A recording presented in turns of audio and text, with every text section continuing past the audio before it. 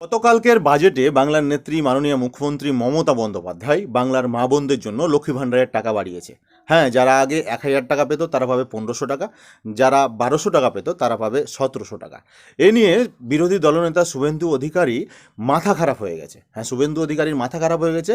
তিনি বলছেন যদি ক্ষমতায় আসে বিজেপি তাহলে ৩,০০০ করে টাকা দেওয়া হবে সবাইকে। তো চলুন ভিডিওটা আগে দেখে নিন ভালো করে। ৩,০০০ টাকা করে আপনাদেরকে ঢুকাবো।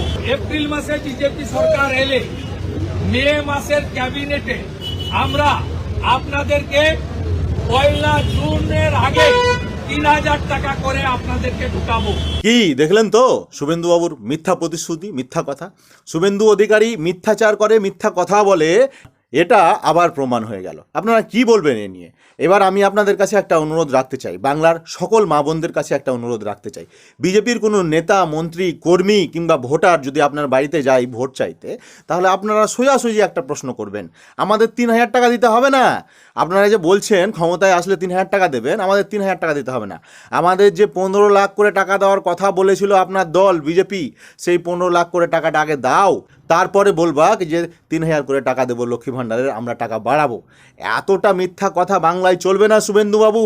বাংলার মা বোন সচেতন আছে, বাংলার মানুষ সচেতন আছে, এবং মমতা বন্দ্যোপাধ্যায়ের যে ১০০খানা প্রকল্প বাংলায় শুরু হয়েছে, তাতে আপনাদের বাংলার মানুষ বাংলা থেকে এইবার বিধানসভাতে তাড়াবে।